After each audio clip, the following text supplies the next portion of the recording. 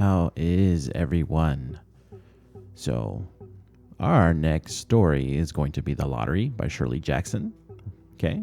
The author lived from 1919 to 1965, so that'll give you an idea of the time frame we're talking about here. Like always, you guys, I have a Twitter, I have an Instagram, Cloud of Jester. Check out the YouTube as well if you want to leave your comments there. This short story, I actually don't know what I'm getting myself into. You guys keep in mind that all my reads are my first time read-throughs. I don't practice these. I read them and I move on to the next assigned story. So all you college students out there can understand probably why I do that. And if you guys want to share with me what's on your curriculum of short stories, please do so in the YouTube comments. That way maybe I can get to some of those reads as well. So here we go. This is Shirley Jackson's The Lottery. The morning of June 27th was clear and sunny, with the fresh warmth of a full summer day. The flowers were blossoming profusely, and the grass was richly green. The people of the village began to gather in the square, between the post office and the bank. In some towns, there were so many people that the lottery took 2 days and had to be started on June 26th. But in this village, where there were only about 300 people, the whole lottery took less than 2 hours.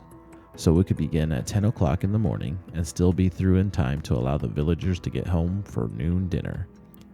The children assembled first, of course. School was recently over for the summer, and the feeling of liberty sat uneasily on most of them. They tended to gather together quietly for a while before they broke into boisterous play, and their talk was still of the classroom and teacher, of books and reprimands. Bobby Martin had already stuffed his pockets full of stones, and the other boys soon followed his example, selecting the smoothest and roundest stones. Bobby and Harry Jones and Dickie Delacroix, the villagers pronounced this name Delacroix, eventually made a great pile of stones in one corner of the square and guarded it against the raids of the other boys.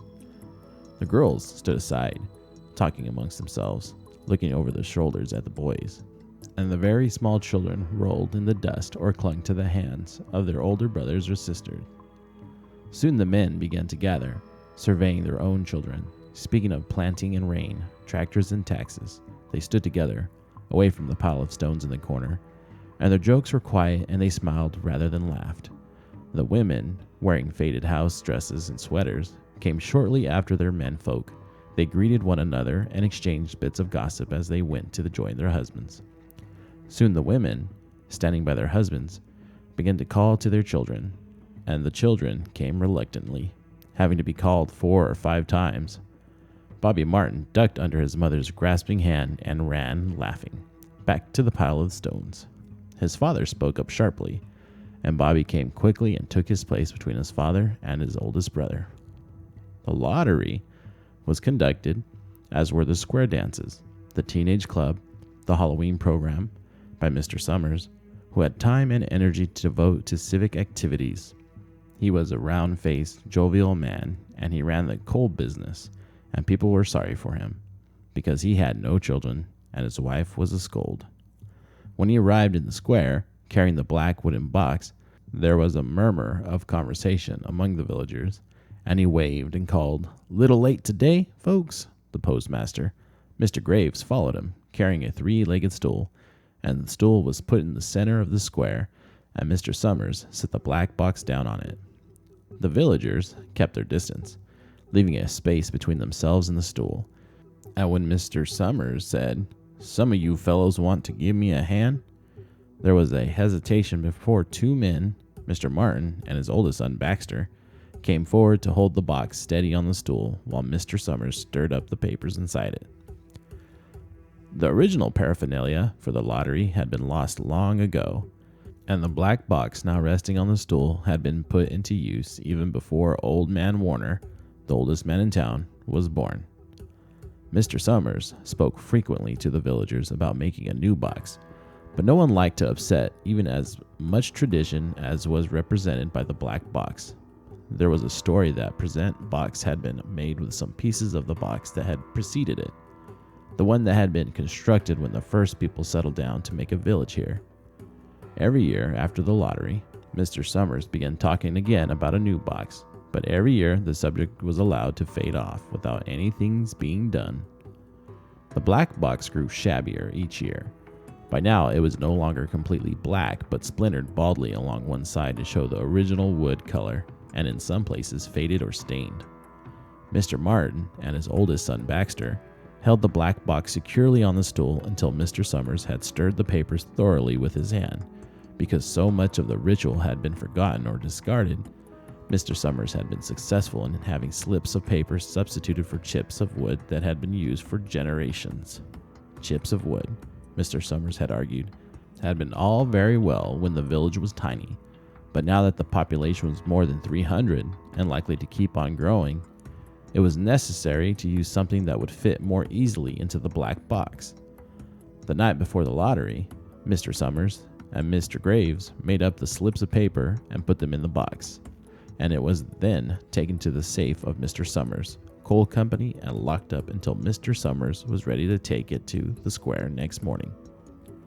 The rest of the year, the box was put away, sometimes one place, sometimes another. It had spent 1 year in Mr. Graves' barn and another year underfoot in the post office, and sometimes it was set on a shelf in the Martin grocery and left there. There was a great deal of fussing to be done before Mr. Summers declared the lottery open. There were the lists to make up, of heads of families, heads of households in each family, members of each household in each family. There was the proper swearing in of Mr. Summers by the postmaster as the official of the lottery. At one time, some people remembered, there had been a recital of some sort, performed by the official of the lottery. A perfunctory, toneless chant that had been rattled off duly each year. Some people believe that the official of the lottery used to stand just when he said or sang it. Others believed that he was supposed to walk among the people, but years and years ago, this part of the ritual had been allowed to lapse. There had been also a ritual salute, which the official of the lottery had to use in addressing each person who came up to draw from the box. But this also had changed with time. Until now, it was felt necessary only for the official to speak to each person approaching. Mr. Summers was very good at all this. In his clean white shirt and blue jeans, with one hand resting carelessly on the black box, he seemed very proper and important as he talked interminably to Mr. Graves and the Martins. Just as Mr. Summers finally left off talking and turned to the assembled villagers, Mrs. Hutchinson came hurriedly along with the path to the square, her sweater thrown over her shoulders, and slid into place in the back of the crowd. "Clean forget what day it was?" she said to Miss Delacroix, who stood next to her, and they both laughed softly. "Thought my old man was out back stacking wood," Mrs. Hutchinson went on, "and then I looked out the window and the kids was gone, and then I remembered it was 27th and came a-running." She dried her hands on her apron, and Mrs. Delacroix said, "You're in time, though. They're still talking away up there." Mrs. Hutchinson craned her neck to see through the crowd and found her husband and children standing near the front. She tapped Mrs. Delacroix on the arm as a farewell and began to make her way through the crowd. The people separated good-humoredly to let her through. 2 or 3 people said, in voices just loud enough to be heard across the crowd, "Here comes your Mrs. Hutchinson. And Bill." She made it after all. Mrs. Hutchinson reached her husband, and Mr. Summers, who had been waiting, said cheerfully, "Thought we were going to have to get on without you, Tessie." Mrs. Hutchinson, grinning, "Wouldn't have me leave me dishes in the sink now, would you, Joe?" And soft laughter ran through the crowd as the people stirred back into position after Miss Hutchinson's arrival. "Well, now," Mr. Summers said soberly, "guess we better get started, get this over with, so we can go back to work. Anybody ain't here?" "Dunbar," several people said. "Dunbar, Dunbar." Mr. Summers consulted his list. "Clyde Dunbar," he said. "That's right. He's broke his leg, hasn't he? Who's drawing for him?" "Me, I guess," a woman said, and Mr. Summers turned to look at her. "Wife draws for her husband," Mr. Summers said. "Don't you have a grown boy to do it for you, Janie?" although Mr. Summers and everyone else in the village knew the answer perfectly well. It was the business of the official of the lottery to ask such questions formally. Mr. Summers waited with an expression of polite interest while Mrs. Dunbar answered. "Horace not but 16 yet," Miss Dunbar said regretfully. "Guess I gotta fill in for the old man this year." "Right," Mr. Summers said. He made a note on the list he was holding. Then he asked, "Watson, boy drawing this year?" A tall boy in the crowd raised his hand. "Here," he said. "I'm drawing for my mother and me." He blinked his eyes nervously and ducked his head as several voices in the crowd said things like, "Good fellow, Jack," and "Glad to see your mother's got a man to do it." "Well," Mr. Summers said, "guess that's everyone. Old man Warner make it?" "Here," a voice said, and Mr. Summers nodded. A sudden hush fell on the crowd as Mr. Summers cleared his throat and looked at the list. "All ready," he called. "Now, I'll read the names, heads of the families first, and the men come up and take a paper out of the box. Keep the paper folded in your hand without looking at it until everyone has had a turn. Everything clear?" The people had done it so many times that they only half listened to the directions.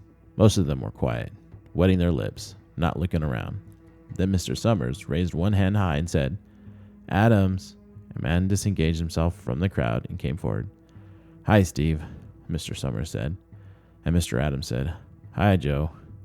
They grinned at one another humorously and nervously. Then Mr. Adams reached into the black box and took out a folded paper. He held it firmly by one corner as he turned and went hastily back to his place in the crowd, where he stood a little apart from his family, not looking down at his hand. "Allen," Mr. Summers said. "Anderson? Benham?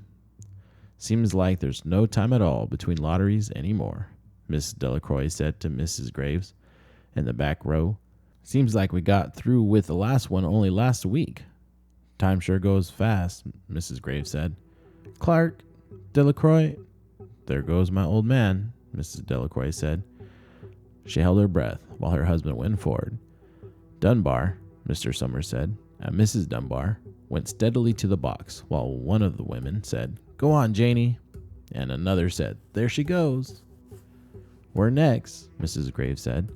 She watched while Mr. Graves came around from the side of the box, greeted Mr. Summers gravely, and selected a slip of paper from the box. By now, all through the crowd, there were men holding the small folded papers in their large hands, turning them over and over nervously. Mrs. Dunbar and her two sons stood together, Mrs. Dunbar holding the slip of paper. "Harbert Hutchinson. Get up there, Bill," Mrs. Hutchinson said, and the people near her laughed.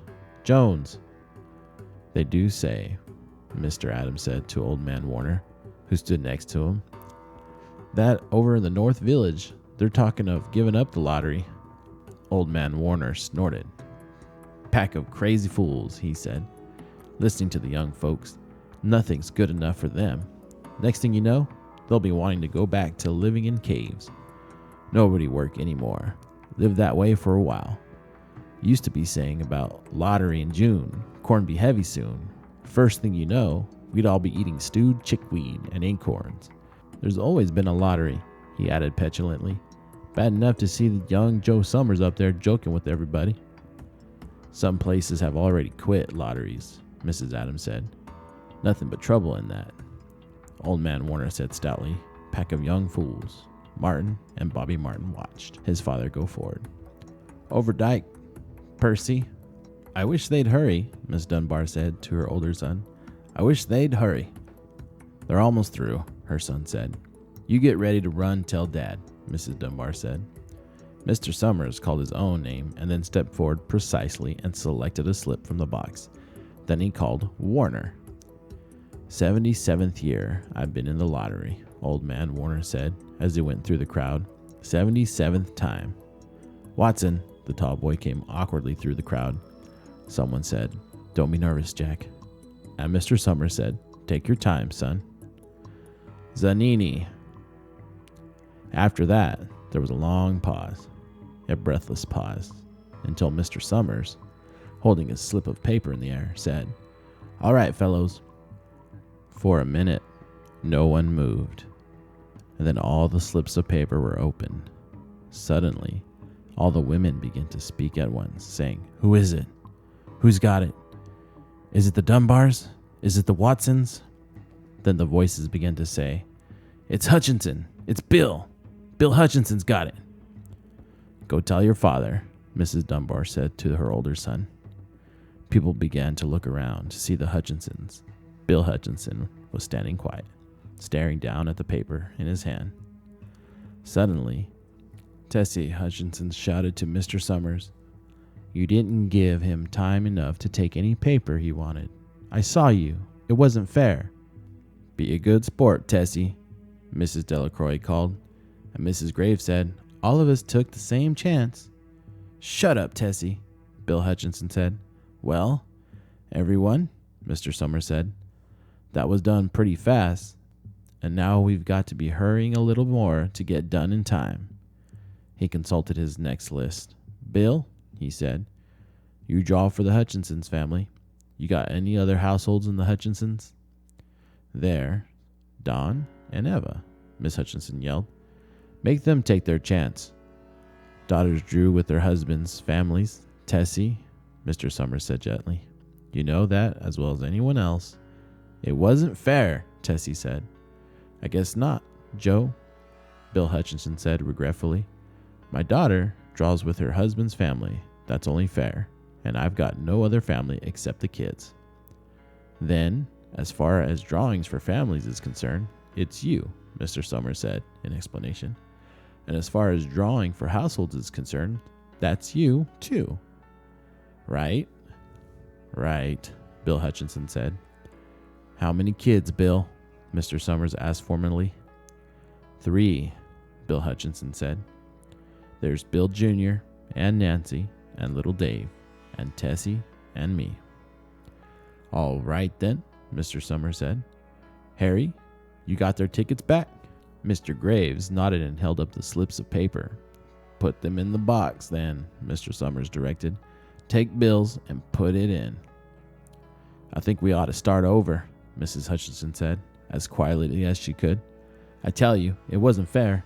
You didn't give him time enough to choose. Everybody saw that." Mr. Graves had selected the 5 slips and put them in the box, and he dropped all the papers but those onto the ground, where the breeze caught them and lifted them off. "Listen, everybody," Miss Hutchinson was saying to the people around her. "Ready, Bill?" Mr. Summers asked, and Bill Hutchinson, with one quick glance around at his wife and children, nodded.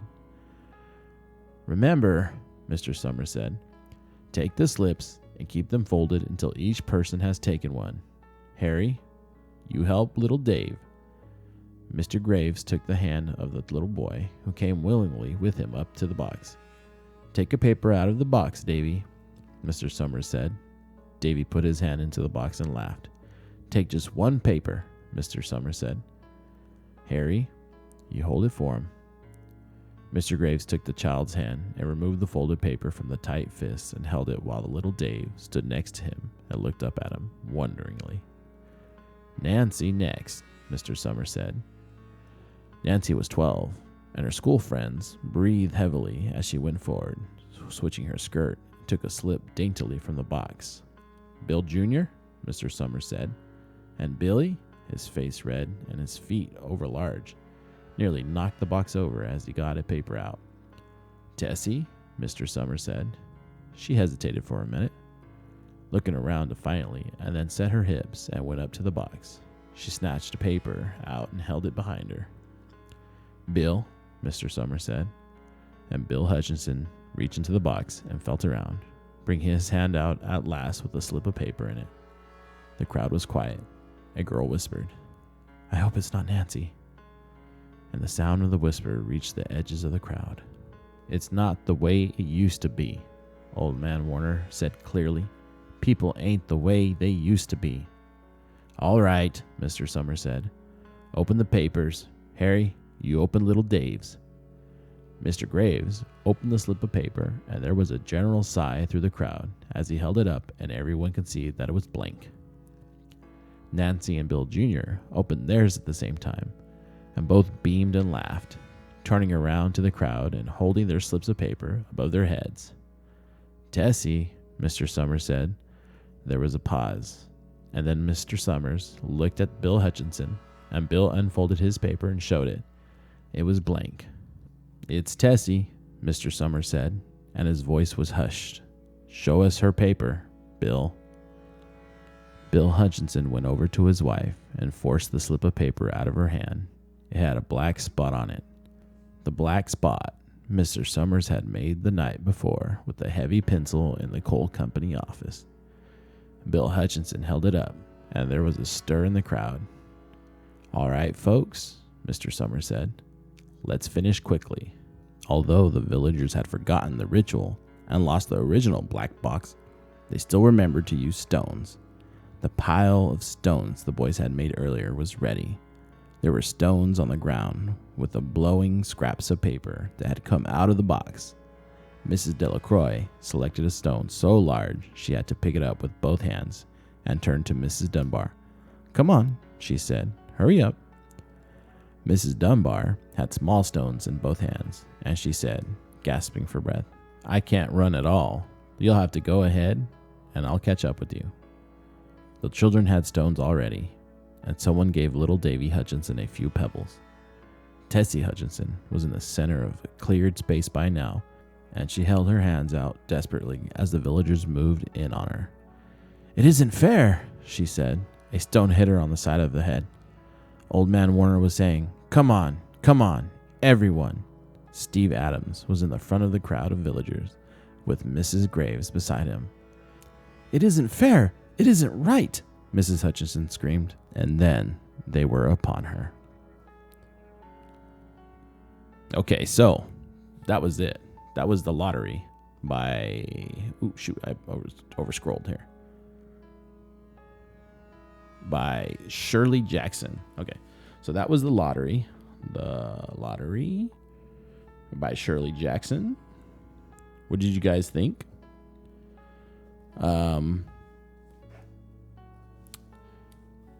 So I'm guessing this is one of those stories that's meant to fool you. Like, you know, it started off all chipper and then it ended up being the lottery was a bad thing, huh? She ended up getting beat up and stoned. I wonder if she was stoned to death or if she just got stoned and then, you know, I wonder what the point of that was. I wonder if Hunger Games took any kind of like I wonder if this story inspired Hunger Games at all. You know, they had a whole lottery system going. This story could have very well been a spark of that whole franchise. You know what I mean? Backstory, because there's no backstory and then there's no aftermath. So just the idea of a lottery being something that you don't want to be a part of. But let us know what you think. Go to the YouTube version, leave your comments and suggestions in your curriculum. I have an Instagram, I have a Twitter. You can hit me up there too. And I'll see you guys all on the next read. Peace out.